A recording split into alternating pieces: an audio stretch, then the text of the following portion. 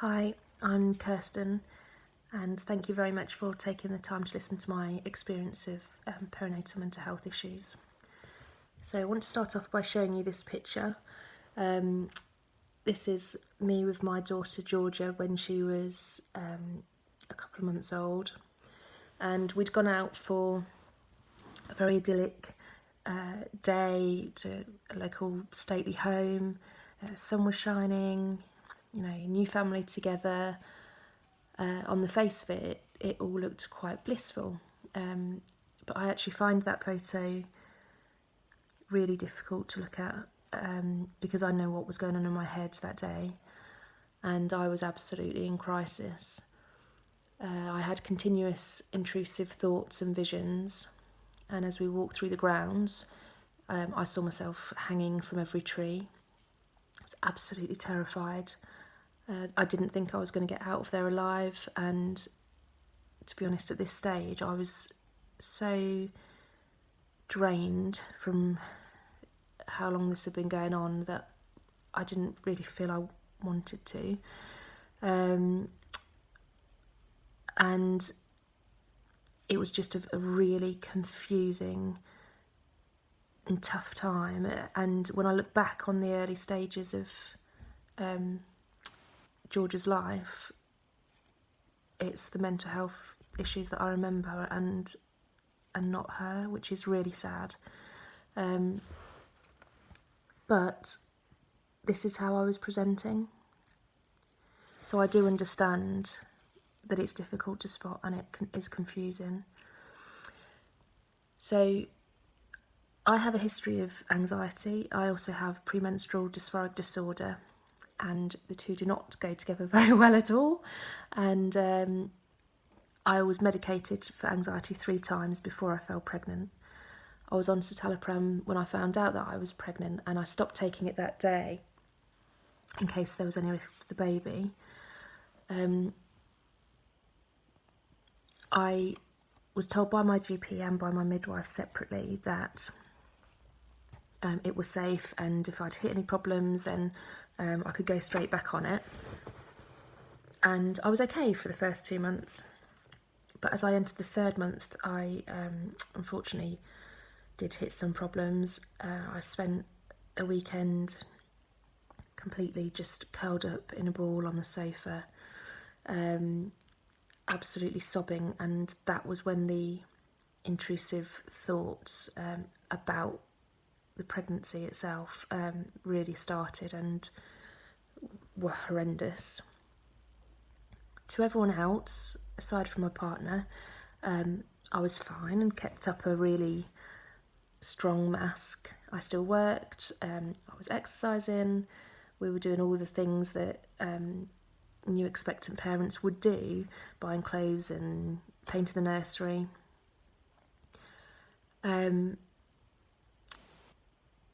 I remember vividly at work becoming really good at looking like I was listening and looking like I was engaged in meetings. And one day in particular, being in a meeting and making all the right noises, but actually seeing myself falling from our office block roof. And the visions that I was having, it's like watching a film of yourself. It was so vivid and really scary. So I went to the GP at this 3-month point and expected to go straight back on the medication, as that's what I had been told. But unfortunately that didn't happen, despite numerous phone calls and visits for another 2 months. And our GP surgery has lots of student doctors who, incidentally, I do think are very good and generally very thorough. But unfortunately, at this point in my pregnancy, it just didn't seem equipped to handle a pregnant woman who was having a mental health crisis. Several times, despite telling them explicitly that I was having thoughts and visions of suicide, I was told to give it a week, and if it hadn't improved, to come back. But at that point for me, a week was eternity. It was such a struggle to get through each day, and sometimes just an hour at a time was really tough. I was obviously in touch with my community midwife. She's very chatty, so chatty that actually I didn't really feel like I spoke much during the appointments. She did know my history, and I had told her how I felt, but we didn't go into very much detail. And she had told me, if you need me, call me. And I'm very literal. So I called her. And she was quite surprised to hear from me, but I was at work this one day and I just felt desperate. And when she listened to me, I told her what was going on, what was in my head, and her advice was to make an appointment with your GP. And I'd already been trying that, and I just felt so trapped in this cycle of trying to get through the front door and just hitting brick walls. My mum suggested that I should break down in front of the doctor, so that they could see how distressed I was, and I could understand and agree with what she was saying, but I just didn't feel able to, because I was holding myself together so tightly. I was scared of letting any emotion out, because I felt like if I was going to crack, then I didn't know what was going to happen, and that just felt really risky. So when I did speak to professionals, most of the time I was articulating what was going on in my head in a very matter-of-fact way. And maybe because of that, I didn't look like I was in crisis, but I would have hoped that the words were enough. I gave birth to Georgia in March 2015, and after a week I was sent back to hospital because my stitches had become infected. And as it was so soon after the birth, they sent me back to the delivery triage. I was there for 8 hours, and I remember 10:30 at night, sort of being faced with the prospect of going home soon, just becoming really, really anxious. And at this point I did break, and I spoke to the midwife there, and I told her exactly what I'd been worried about, that I was scared of going home, I was scared of being a mum, I had these visions, I had these thoughts, I was completely sobbing, and her advice was to tell someone. And my heart just wrenched, because I thought, I'm telling you. 2 days later, I woke up in the night having a panic attack and was absolutely convinced I was going to harm myself. And that was one of the hardest points I've ever had, because I actually felt strangely resolved to the fact that was it. I didn't have any fight left in me anymore. I just didn't want to feel like that. And luckily for me, my partner is brilliant and somehow got me through those few hours and to the doctors.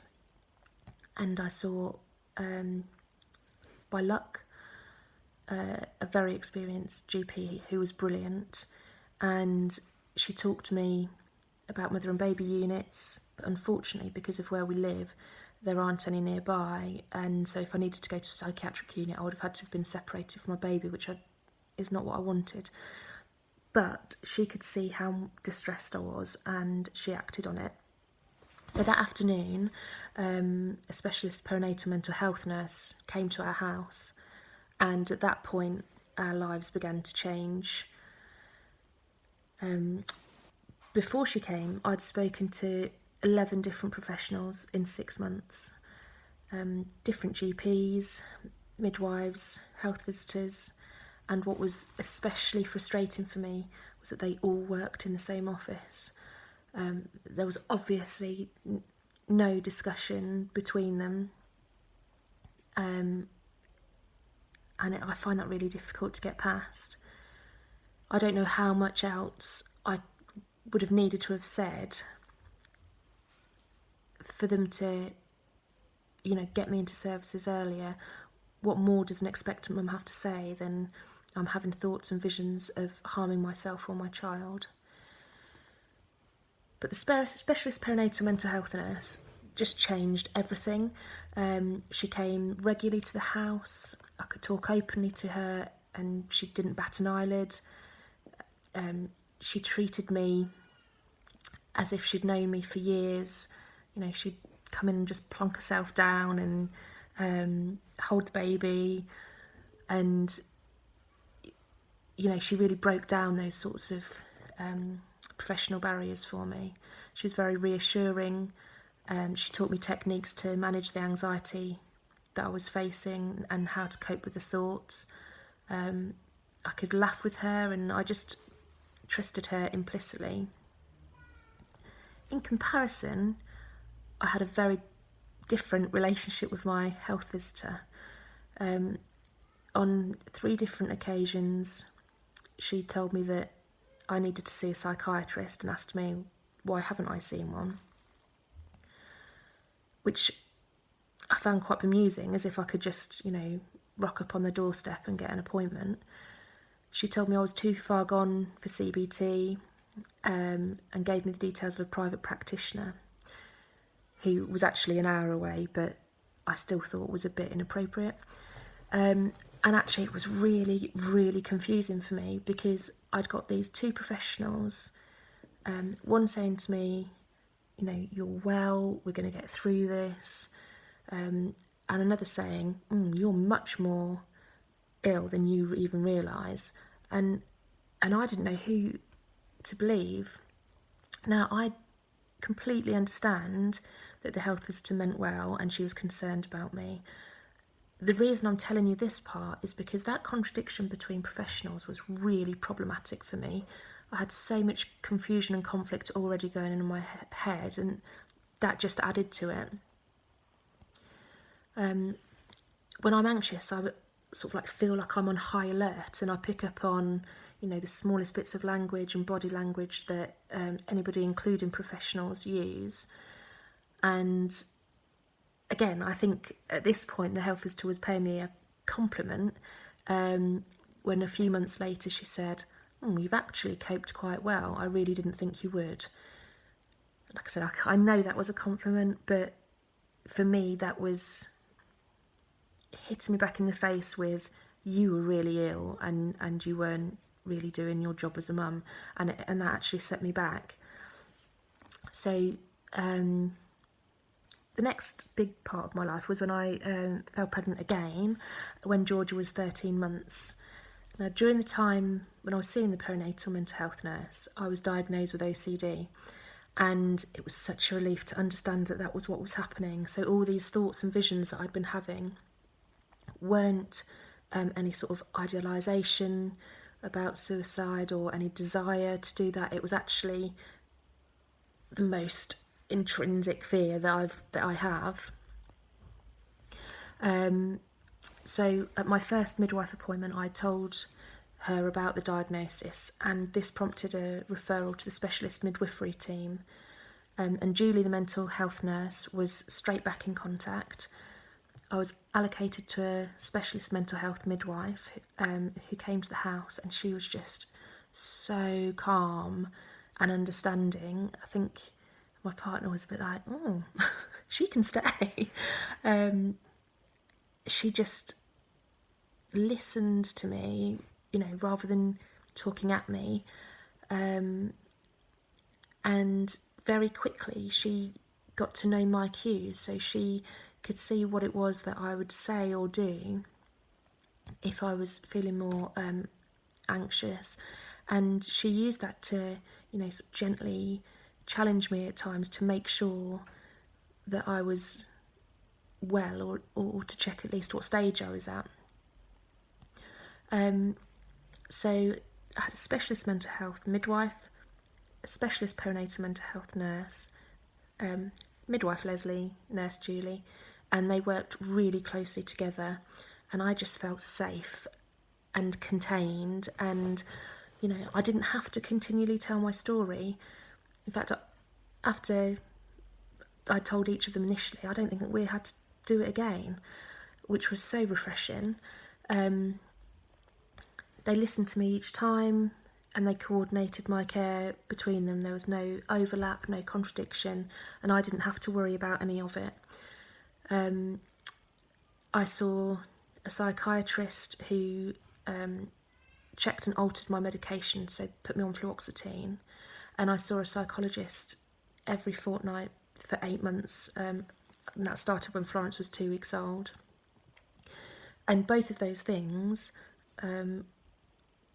I was able to access because Julie had made referrals for me.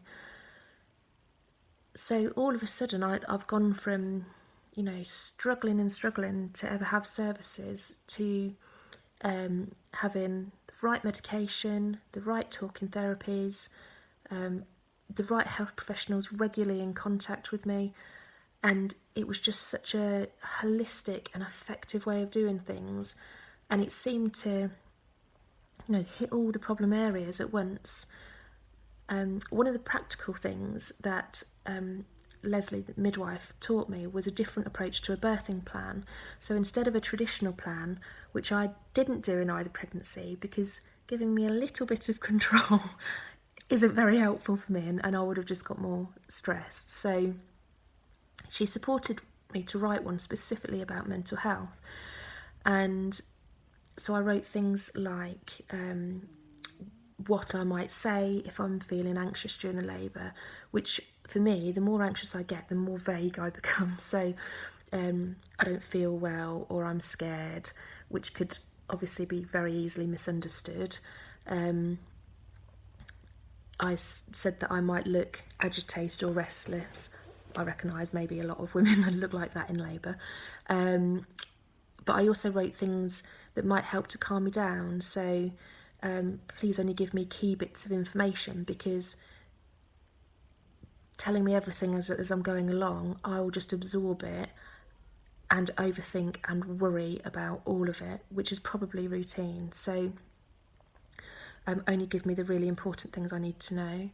I asked not to be left alone, and I said that my partner could act as an interpreter. So, he recognises the look in my eyes or things I might say or do when I'm feeling anxious.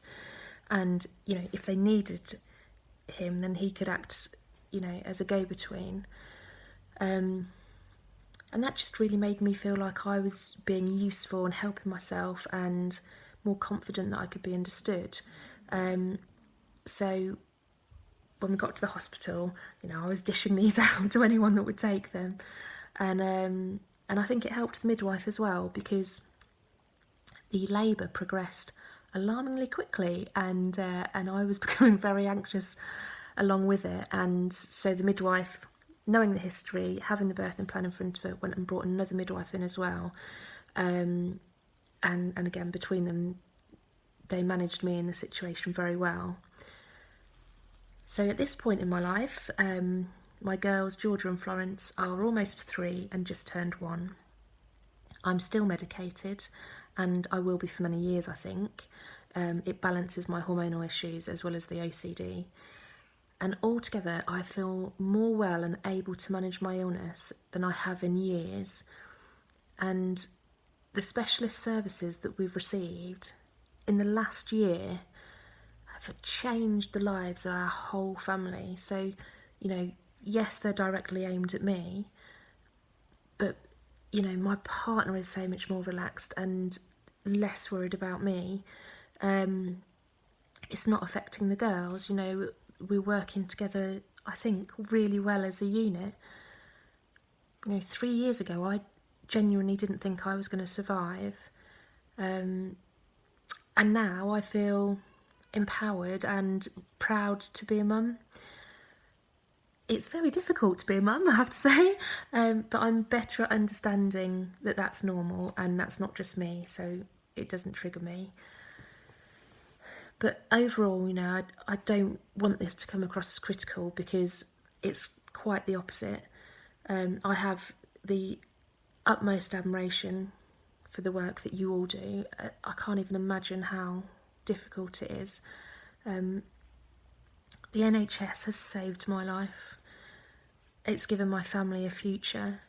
So please keep listening and keep reflecting on what you do, and keep providing access to perinatal mental health services and support women through that period. You really are changing people's lives. So thank you very much.